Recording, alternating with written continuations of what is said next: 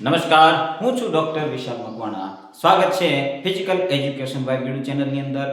આજના આ વિડીયોની અંદર આપણને સૌને ખ્યાલ છે કે શારીરિક શિક્ષણ, યોગ, સ્વાસ્થ્ય અને શારીરિક શિક્ષણનું 12મું ધોરણ છે. 12મા ધોરણનો જે વિષય છે યોગ, સ્વાસ્થ્ય અને શારીરિક શિક્ષણને આપણે શરૂ કરી દીધેલું છે. આજે પ્રકરણ 4ની ચર્ચા કરવાના છીએ. અગાઉ 3 પ્રકરણ છે એની ચર્ચા કરેલી છે. એક યોગનું છે, એક પ્રાણાયામનું છે અને એક વ્યક્તિગત સ્વાસ્થ્યનું છે પ્રકરણ. એની ચર્ચા આપણે કરેલી છે. આજે છે તમને સ્ક્રીન ઉપર દેખાતું હોય છે કે પર્યાવરણનું એક પ્રકરણ આપણા પાઠ્યપુસ્તકની અંદર આપેલું છે અને તેની આપણે ચર્ચા કરવાના છીએ. તો ચાલો શરૂ કરીએ આજના આ પ્રકરણને. પર્યાવરણ અને આપણું સ્વાસ્થ્ય એક વૈજ્ઞાનિક સમજ છે, એને આપણે કેળવવાની છે. પર્યાવરણ શબ્દનો ઉદ્ભવ ક્યાંથી થયો? ચાલો હવે પર્યાવરણ છે એ પર્યાવરણ શબ્દના ઉદ્ભવ એટલે કે શબ્દ શાબ્દિક માહિતીથી જ આપણે આપણા પ્રકરણની અંદર પણ આપેલું છે, ડીપલી માહિતી આપેલી છે. પર્યાવરણ શબ્દનો ઉદ્ભવ અને સાચો અર્થ શું છે? પરી પ્લસ આવરણ. આ બે શબ્દમાંથી આ પર્યાવરણ ઉતરી આવ્યો છે. કેટલા શબ્દ છે? બે. પરી પ્લસ આવરણ, બે મળી અને પર્યાવરણ થાય છે. ચારે તરફનું અથવા આસપાસનું, એનો અર્થ શું થાય છે? ચારે તરફનું એટલે કે આસપાસનું, આવો અર્થ થાય છે. આ પરીનો અર્થ થાય ચારે તરફ, આસપાસનું. અને આવરણનો અર્થ શું થાય? પડ અથવા તો સ્તર. એટલે કે ચારે તરફનું પડ અથવા તો આવરણ અથવા તો આસપાસનું સ્તર આખું, આવો અર્થ થાય છે. વ્યાખ્યા તો પૃથ્વી પરના જૈવિક, ભૌતિક અને રાસાયણિક અવયવોનું મિશ્રિત સ્વરૂપ છે. શું કીધું છે? પૃથ્વી પરના ભૌતિક, જૈવિક અને રાસાયણિક અવયવોનું મિશ્રિત છે. ઉદ્ભવ ક્યાંથી? શબ્દનો ઉદ્ભવ ક્યાંથી થયો? અંગ્રેજી શબ્દ એન્વાયરમેન્ટ છે, મૂળ ફ્રેન્ચ શબ્દ છે. આવો પ્રશ્ન પૂછાય કે પર્યાવરણ શબ્દ છે એ મૂળ એન્વાયરમેન્ટ છે એ મૂળ કઈ ભાષાનો શબ્દ છે? તો ફ્રેન્ચ ભાષાનો શબ્દ છે. એનવાયરસ એ ફ્રેન્ચ ભાષાનો શબ્દ શું છે? એનવાયરસ પરથી ઉતરી આવ્યો છે. એનવાયરસ જે મૂળ ફ્રેન્ચ ભાષાનો શબ્દ છે એના ઉપરથી એન્વાયરમેન્ટ ઉતરી આવ્યું છે. ઘટકો શું છે? જો એના ઘટકો શું છે? ભૂમિ, જળાશયો, વનસ્પતિ અને આવરણનો સમાવેશ થાય છે. ખ્યાલ આવે છે? એની અંદર એટલે કે ઘટકો પર્યાવરણની અંદર શું આવે છે? ભૂમિ આવશે, ભૂમિ એટલે જમીન આવશે. જળાશયો એટલે જ્યાં પણ પાણીના ભરેલા જળાશયો છે, તળાવ કહેલો, નદી કહેલો, સમુદ્ર કહેલો. વનસ્પતિ છે એ વનસ્પતિ અને વાતાવરણ એટલે હવાનું આખું આવરણ છે એ વાતાવરણ આની અંદર આવશે. ત્યારબાદ હવે પૃથ્વીના 4 મુખ્ય કુદરતી આવરણો છે. હવે પૃથ્વીના આવરણો ઉપર ચર્ચા કરી લઈએ. કયા 4 આવરણો છે? પૃથ્વીના 4 આવરણો છે, પણ કયા 4 આવરણો છે? સૌથી પહેલા આવશે મૃદાવરણ, માટી. શું આવશે? માટી, જેને લિથોસ્ફિયર કહેવાય. શું કહેવાય? અંગ્રેજીની અંદર લિથોસ્ફિયર કહેવાય છે. માટી અને જમીન છે એ આ લિથોસ્ફિયરનો ભાગ છે એવું કહી શકાય. પૃથ્વીના 4 આવરણોમાંનું એક આવરણ કયું? લિથોસ્ફિયર અથવા તો મૃદાવરણ. મૃદ એટલે માટી, મૃદુ એટલે માટી. જલાવરણ હાઇડ્રોસ્ફિયર કહેવાય. શું કહેવાય? હાઇડ્રોસ્ફિયર, પાણી, નદીઓ, મહાસાગરો એટલે પાણીનું આવરણ છે, એને જલાવરણ કહેવાય. અને અંગ્રેજીની અંદર હાઇડ્રોસ્ફિયર કહેવાય છે. ત્યારબાદ ત્રીજું આવરણ છે વાતાવરણ, જેને એટમોસ્ફિયર કહેવાય. શું કહેવાય? એટમોસ્ફિયર. વાયુઓ, તાપમાન અને હવા આની અંદર આવશે. વાયુઓ આવશે જુદા જુદા, તાપમાન આવશે એટલે કે હવા, સંપૂર્ણ હવા એની અંદર આવશે. જીવાવરણ, જેને બાયોસ્ફિયર કહેવાય છે. પૃથ્વી પર વસતી સમગ્ર જીવસૃષ્ટિ છે એ આ જીવાવરણની અંદર આવે છે. જે કંઈ પણ જીવ છે પૃથ્વીની અંદર, જે જીવજંતુ, પ્રાણી, પક્ષી, કોઈ પણ જેની અંદર જીવ છે એ બાયોસ્ફિયર એટલે કે જીવાવરણની અંદર આવશે. આ ચારે આવરણના પરસ્પર સંબંધથી જ પર્યાવરણનું નિર્માણ થયું છે. આ ચારેય આવરણ કેવા છે? જીવાવરણ છે, વાતાવરણ છે, મૃદાવરણ છે અને જલાવરણ છે. ચારે ચાર છે કોઈ પણ પ્રકારે જે સંબંધ છે, આંતરિક સંબંધ, પરસ્પર પોતાનો સંબંધ ધરાવે છે, જેના કારણે શું થયું છે? પર્યાવરણનું નિર્માણ થયું છે. હવે પર્યાવરણના પ્રકાર વિશે, એને કઈ રીતે વર્ગીકરણ કરવામાં આવે છે? આપણી આસપાસ વિશ્વનું વર્ગીકરણ કઈ રીતે કરવામાં આવે છે? પર્યાવરણના પ્રકાર કેટલા છે? કે આ પ્રશ્ન પૂછાઈ શકે, કેટલા છે, કયા કયા છે, કયા પર્યાવરણના પ્રકારને શેની અંદર ડિવાઈડ કરવામાં આવેલું છે? તો એક પહેલું છે કુદરતી પર્યાવરણ, અને એક છે માનવ સર્જિત પર્યાવરણ. ખ્યાલ આવે છે? બે પ્રકારના પર્યાવરણ. એક કુદરત દ્વારા રચાયેલું પર્યાવરણ છે અને કુદરતી પર્યાવરણ કહેવાય છે. માનવ સર્જિત એટલે માનવ દ્વારા નિર્મિત કરેલું કેટલું પર્યાવરણનો ભાગ છે અથવા તો પર્યાવરણ નિયંત્રિત માનવની અંદર નિયંત્રિત હોય એવું પર્યાવરણ કે જે માનવ દ્વારા નિર્મિત થયેલું છે, માનવ દ્વારા બનાવવામાં આવેલું છે, માનવ દ્વારા ચલાવવામાં આવે છે, આવું પર્યાવરણ જેને માનવ સર્જિત કહેવાય છે. નિર્જીવ, અજીવિક અને સજીવ ઘટકો છે એ શેની અંદર આવે છે? કુદરતી પર્યાવરણની અંદર આવે છે. અજૈવિક અને જૈવિક આ બે શબ્દ યાદ રાખવાના છે. જૈવિક એટલે જે સજીવ છે, અજૈવિક એટલે જે નિર્જીવ છે. નિર્જીવની અંદર શું આવે છે? જલાવરણ, મૃદાવરણ અને વાતાવરણ. આ ત્રણેય છે એ નિર્જીવ અજૈવિકની અંદર આવશે અને જૈવિકની અંદર શું આવે? માત્ર જીવાવરણ છે. આ ચાર જે કુદરતી પર્યાવરણના પ્રકાર છે. માનવ સર્જિત પર્યાવરણ, પરિવર્તિત પર્યાવરણ છે એનું શું છે? તો સામાજિક રીત રિવાજો અને સમાજ વ્યવસ્થા, આખું સાંસ્કૃતિક પર્યાવરણ થાય છે. તો સાંસ્કૃતિક અને ઉદ્યોગો, શહેરો અને માળખું આ માનવ દ્વારા નિર્મિત કરેલું પર્યાવરણ છે. સંસ્કૃતિ, દરેક લોકોની સંસ્કૃતિ છે તો એ સંસ્કૃતિ જુદા જુદા પ્રકારની હોય છે જે માનવ દ્વારા નિર્મિત હોય છે. સામાજિક છે એટલે કે દરેક સમાજની અંદર અલગ અલગ રીત રિવાજો હોય છે, અલગ અલગ રૂઢિઓ હોય છે, તો એ આખું સમાજ દ્વારા નિર્મિત કરેલું છે જે માનવ સર્જિત પર્યાવરણ કહેવાય છે. તો આવી રીતે કુલ મુખ્ય બે પ્રકાર છે અને એના પેટા પ્રકાર પણ આપણે સમજ્યા છીએ. ચાલો હવે આગળ આવે છે ભૌતિક અને જૈવિક જગત વચ્ચેનું નાજુક સંતુલન શું છે? ભૌતિક છે અને જે જૈવિક જગત છે એની વચ્ચેનું શું નાજુક સંતુલન છે? તો ભૌતિક પર્યાવરણ કોને કહેવાય? પહેલા તો એ સમજવું પડશે ને. માનવીને ખોરાક, પોશાક અને રહેઠાણ પૂરા પાડે છે હવા, પાણી અને તાપમાન. શું આવશે? હવા, પાણી, તાપમાન. એની સાથે સાથે સૂર્યપ્રકાશનું આંતરક્રિયા ચક્ર છે.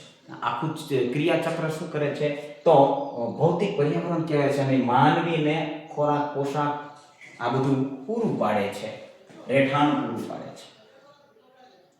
જૈવિક પર્યાવરણ કોને કહેવાય? તો જીવંત સૃષ્ટિનું જે આવરણ છે, જીવંત સૃષ્ટિનું આવરણ છે જેની અંદર જીવ વસે છે, તો એને જૈવિક પર્યાવરણ કહેવાય છે. મુખ્ય ચિંતા શું છે? તો જંગલોનો વિનાશ અને શિકારથી સંતુલન જોખમાયું છે. એમેઝોનના જંગલો જે પૃથ્વીના ફેફસા ગણાય છે. શું ગણાય છે? એમેઝોનનું જે જંગલ છે તેને પૃથ્વીનું ફેફસું ગણવામાં આવે છે. એ પણ હવે એમાં પણ ઘટાડો નોંધાઈ રહ્યો છે. એટલે સમગ્ર જીવ સૃષ્ટિ માટે ખૂબ જ આકરું પરિણામ ભવિષ્યની અંદર આવશે એવું પણ કહી શકાય. ગંભીર ખતરો મંડરાઈ રહ્યો છે મનુષ્યની અંદર, આવું આપણે કહી શકીએ છીએ. ચાલો હવે પ્રદૂષણ શું છે? પ્રદૂષણ એટલે શું? પ્રદૂષણ ચાલો પર્યાવરણના સજીવ અથવા નિર્જીવ ઘટકોના અસ્તિત્વને દૂષિત કરવાની ક્રિયા એને શું કહેવામાં આવે છે? પ્રદૂષણ કહેવામાં આવે છે. દૂષણ શબ્દ છે. જો પ્રદૂષણ એની અંદર દૂષણ એટલે દૂષણ ફેલાવવામાં આવે છે. કોઈ એવી વસ્તુ છે એટલે કે પર્યાવરણના સજીવ હોય કે નિર્જીવ હોય જેને નુકસાન પહોંચાડવામાં આવે છે, એના અસ્તિત્વને દૂષિત કરવામાં આવે છે, અસ્તિત્વને ખોરવવામાં આવે છે, જેને શું કહેવાય છે? પ્રદૂષણ કહેવાય છે. તો હવે પ્રદૂષકો કોને કહેવાય? પ્રદૂષણ અને પ્રદૂષકો બે આપણને શબ્દો આપેલા છે. પ્રદૂષકો એટલે પોલ્યુટન્ટ્સ કહેવાય છે કે જે હાનિકારક તત્વો પર્યાવરણને નુકસાન પહોંચાડે છે. એવા હાનિકારક તત્વો છે જે પર્યાવરણને નુકસાન પહોંચાડે છે તેને પ્રદૂષકો કહેવાય છે. યાદ રાખજો. હવા, એર, પાણી, વોટર, જમીન, લેન્ડ, અવકાશ એટલે કે સ્પેસ અને અવાજ એટલે કે નોઇઝ, આ બધા પ્રદૂષણના પ્રકારો છે. પ્રકૃતિના સંતુલિત ચક્રમાં માનવ હસ્તક્ષેપને કારણે પ્રદૂષણમાં ભયજનક વધારો થઈ રહ્યો છે. હવાનું પ્રદૂષણ થાય છે, પાણીનું થાય છે, જમીનનું થાય છે, અવકાશ એટલે કે સ્પેસનું થાય છે અને અવાજ નોઇઝનું પ્રદૂષણ પણ જોવા મળે છે.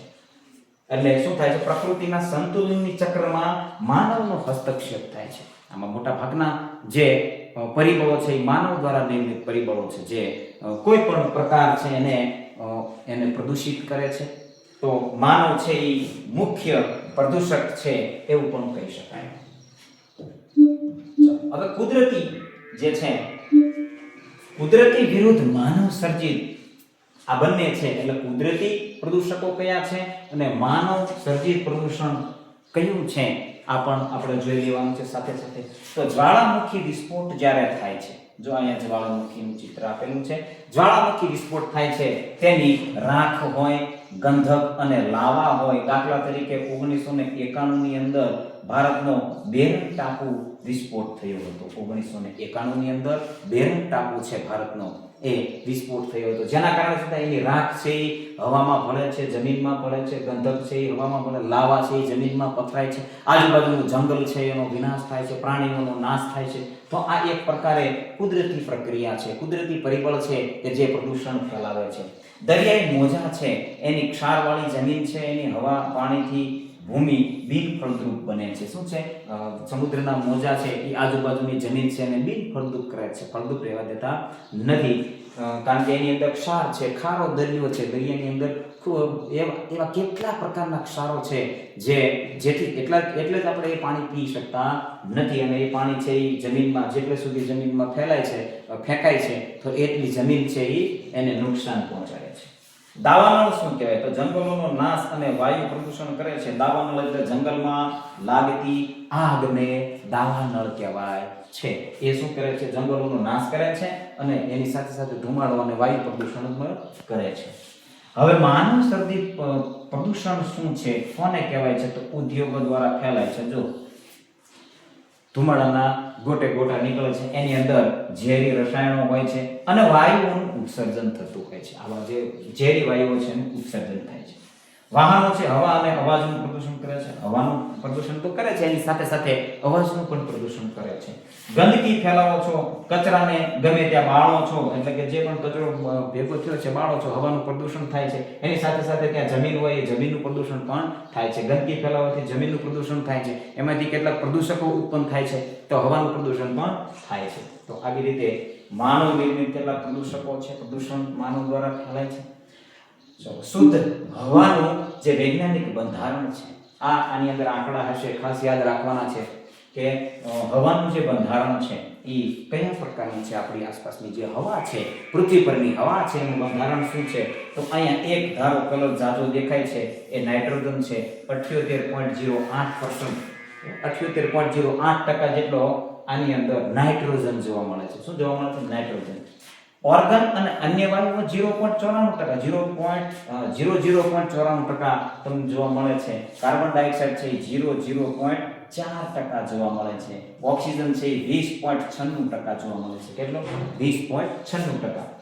હવાનું પ્રદૂષણ ક્યારે થાય છે, આવો પ્રશ્ન પૂછેલો છે, તો જ્યારે હવામાં બિનજરૂરી અને હાનિકારક તત્વોનું પ્રમાણ આ સંતુલન કરતા વધે છે, ત્યારે મનુષ્ય, પ્રાણી અને વનસ્પતિ માટે નુકસાનકારક થાય છે. શું છે, બિનજરૂરી તત્વોનું પ્રમાણ વધે છે. હવે આ સંતુલન છે એ સંતુલન ખોરવાય, ઓક્સિજનનું પ્રમાણ ઘટે, બીજા વાયુનું પ્રમાણ વધે, અથવા તો કાર્બન ડાયોક્સાઇડનું પ્રમાણ વધે, ઓર્ગન છે ગમે એ વાયુનું પ્રમાણ ઘટે, ઓક્સિજનનું પ્રમાણ ઘટે એટલે સ્વાભાવિક છે દરેક પૃથ્વી ઉપર રહેતા જીવને નુકસાન થવાનું છે, અસર થવાની છે.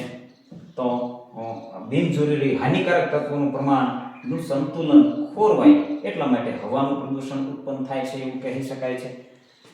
હવા પ્રદૂષિત થવાના મુખ્ય પ્રકારો કયા કયા છે, હવે આની અંદર તમે જુઓ છો, વાહનો અને ઉદ્યોગોના ધુમાડા દ્વારા હવાનું પ્રદૂષણ થાય છે.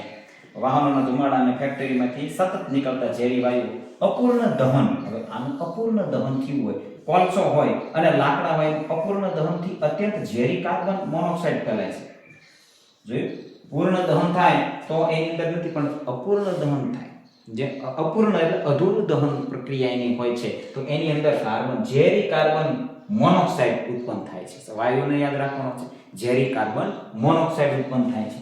અન્ય પરિબળો તો એની અંદર આવશે ગંદકી, રાસાયણિક પ્રક્રિયાઓ કેટલીક થતી હોય, વનસ્પતિના રજકણો અને બેક્ટેરિયા દ્વારા હવાનું પ્રદૂષણ ફેલાતું હોય છે. ઘણા એવા બેક્ટેરિયા આવે છે જેના દ્વારા પણ હવાનું પ્રદૂષણ ફેલાતું હોય છે. ઘરનું વાતાવરણ અને આપણી આસપાસની જે હવાઓ છે એ હવાને આદર્શ તાપમાન માનવી માટે 77 અંશ ફેરનહીટ છે થી 80 અંશ ફેરનહીટ વચ્ચેનું તાપમાન છે એ સૌથી વધુ અસરકારક છે. આદર્શ તાપમાન કેટલું હોવું જોઈએ? 77 અંશ ફેરનહીટ થી 80 અંશ ફેરનહીટ હોવું જોઈએ. ડિગ્રી પણ કહી શકો. 77 ડિગ્રી ફેરનહીટ અને 18 ડિગ્રી ફેરનહીટ. હવાની અવર જવર વેન્ટિલેશન જેને કહેવાય છે, ઘરમાં બારી બારણનું ક્ષેત્રફળ કુલ ક્ષેત્રફળના 40%ના ભાગમાં હોવું જોઈએ. ઘર તમે બનાવો છો તો એ બારી બારણનો ભાગ છે 40%ની અંદર એટલો હોવો જોઈએ, જેથી હવા પૂરતી હવા ઉજાસ મળી રહે. અપૂરતી હવા ગુંગળામણ અને માનસિક તાણ પેદા કરે છે. ચેતવણી શું છે? તો શિયાળામાં બંધ રૂમમાં સગડી કે ધુમાડો રાખવો અત્યંત જોખમી છે, જે બાળકો અને સગર્ભા સ્ત્રીઓને ગંભીર નુકસાન પહોંચાડે છે. હવે શિયાળાની અંદર ઠંડીના વાતાવરણની અંદર એવું હોય છે કે બારી બારણાઓ બંધ હોય છે, ત્યારે શું છે તો કે સગડી ચલાવતા હોઈએ, ધુમાડો અથવા તો અગરબત્તી કરતા હોઈએ, દીવો કરતા હોઈએ, તો આ દરેક ધુમાડાની અસર છે એ બાળકો ઉપર પણ થતી હોય છે અને સગર્ભા સ્ત્રીઓ હોય તો એમના ઉપર પણ થતી હોય છે. દરેક વ્યક્તિની અંદર ઓછા વધતા પ્રમાણમાં અસર થતી હોય છે. તો આવી રીતે ઘરના વાતાવરણની વાત પણ કરવામાં આવેલી છે. પ્રદૂષણની જીવસૃષ્ટિ અને સ્વાસ્થ્ય પર ગંભીર અસરો થાય છે. જે પણ પ્રદૂષણ થાય છે એની સ્વાસ્થ્ય ઉપર અને જીવસૃષ્ટિ ઉપર ગંભીર અસરો થતી હોય છે. જેની અંદર માનવ સ્વાસ્થ્ય ઉપર શું અસર થાય છે અને પર્યાવરણ અને અન્ય જીવો ઉપર શું અસર થાય છે, જેને આપણે જોઈ લઈએ કે શ્વસન તંત્ર ઉપર માનવ જીવનને અસર થાય છે, માનસિક પ્રક્રિયા ઉપર અસર થાય છે, હૃદય ઉપર અસર થાય છે. હૃદય અને ફેફસા છે, શ્વસન તંત્ર, એટલે એના ઉપર અસર થાય છે. લોહીનું નીચું દબાણ ઉત્પન્ન થાય છે, જેને હાઇપરટેન્શન કહેવાય છે. હૃદય રોગ પણ થાય છે. બેચેની, થાક, ગુંગળામણ આવે છે. દમ, અસ્થમાના રોગી બને છે એના લીધે. બ્રોન્કાઇટિસ, શ્વાસની તકલીફ હોય છે એને બ્રોન્કાઇટિસ કહેવાય છે, શ્વાસની તકલીફ થતી હોય છે. ફેફસાનું કેન્સર પણ થતું હોય છે આ પ્રદૂષણના લીધે. આવા રોગો એટલે કે આવી તકલીફો માનવની અંદર થતી હોય છે. વનસ્પતિની અંદર શું અસર થાય? તો એનો વિકાસ રૂંધાવા લાગે છે, પાક ઉત્પાદનમાં ઘટાડો થવા લાગે છે. પ્રાણીઓની અંદર તો પ્રદૂષિત ઘાસચારો ખાવાથી બીમારી વધે છે, એની અંદર રોગચાળો વધે છે અને એની સાથે સાથે એના કેટલાક અંગો છે એ પણ પ્રભાવિત થતા હોય છે. હવામાન તો ગ્લોબલ વોર્મિંગ, તાપમાનમાં વધારો અને એસિડ વર્ષા થતી હોય છે પ્રદૂષણના કારણે.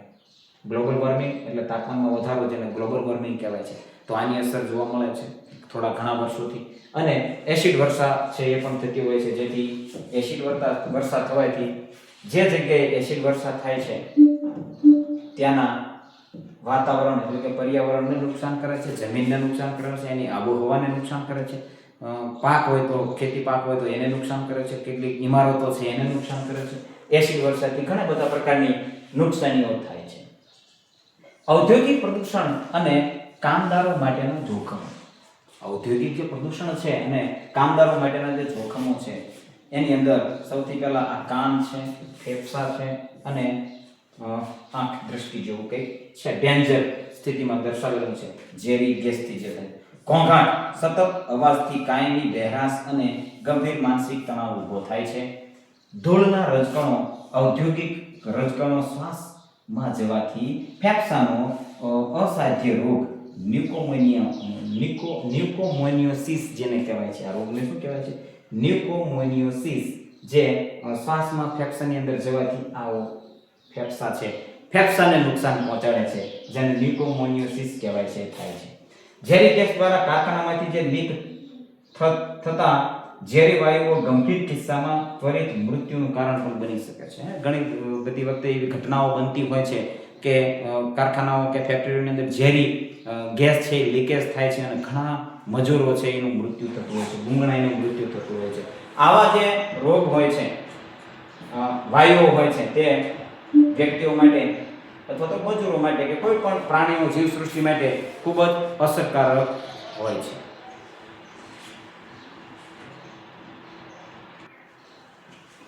તો ઝેરી પ્રદૂષકો અને તેની સીધી શારીરિક અસરો, જો એની અંદર આપણને વાયુઓ આપેલા છે, ઝેરી વાયુઓ છે, એની સીધી અસર શેની ઉપર થાય છે એની ચર્ચા કરવાની છે. તો CO2 એટલે કે કાર્બન ડાયોક્સાઇડ ઓક્સિજન ઘટાડે છે.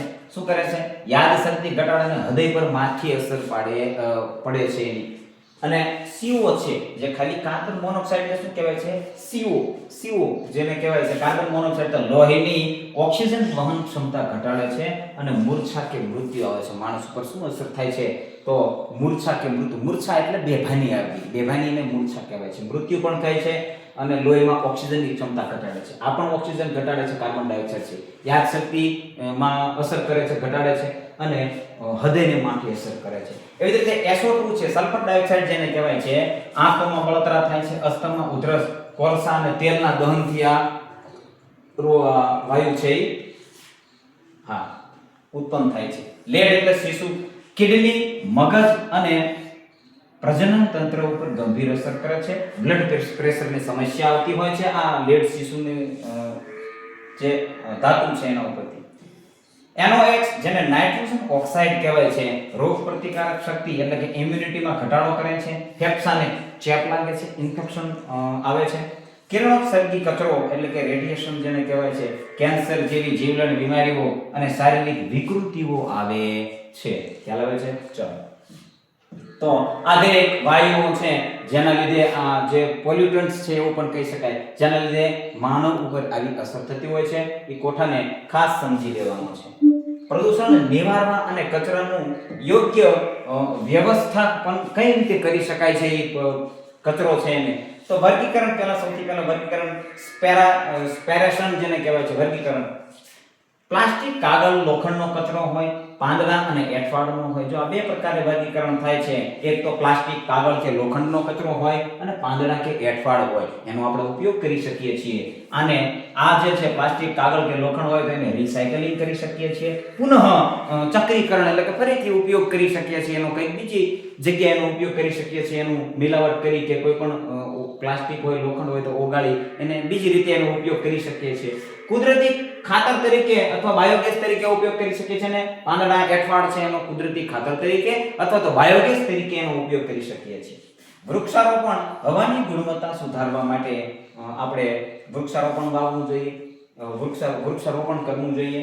વાહન વ્યવહાર છે, નિયમિત સર્વિસિંગ કરવા જોઈએ. હવે આ એને નિવારવા માટે શું કરવું જોઈએ એના આપણને ઉપાયો આપેલા છે. તો વાહન વ્યવહાર તમે કરો છો, વાહનો તમારા છે એને નિયમિત સર્વિસ કરવી જોઈએ અને PUC એનું કમ્પ્લીટ હોવું જોઈએ. જાહેર પરિવહનનો ઉપયોગ કરવો વધારે જોઈએ, કારણ કે પર્સનલી વાહનો જેટલા લોકો મિત્રો છે પર્સનલી વાહન લઈને જશે એટલું ફ્યુલ એટલે કે પેટ્રોલ, તેલ છે એ પણ વધારે વપરાવાનું છે, સાથે સાથે હવાનું પ્રદૂષણ પણ વધવાનું છે. ગ્રીન એનર્જી નો ઉપયોગ કરવો જોઈએ. સૌર ઉર્જા છે, પવન ઉર્જા છે, સૌર ઉર્જા, પવન ઉર્જાનો ઉપયોગ કરવો જોઈએ. ગ્રીન જેને ગ્રીન એનર્જી કહેવાય. શું કહેવાય? ગ્રીન એનર્જી કહેવાય છે.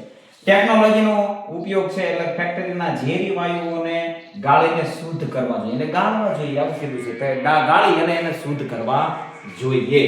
તો આ હવાનું પ્રદૂષણ છે એને ઘટાડવા માટેના ઉપાયો છે અને કેટલાક જે વર્ગીકરણ છે એનું કે પ્લાસ્ટિક, કાગળ, લોખંડ, પાંદડા, એઠવાડ રિસાયકલિંગ કરવું જોઈએ. કુદરતી ખાતર બનાવવા માટે ઉપયોગી કચરાને છે જુદો જુદો કરી અને તમે જુદી જુદી રીતે એને ઉપયોગ પણ કરી શકો છો.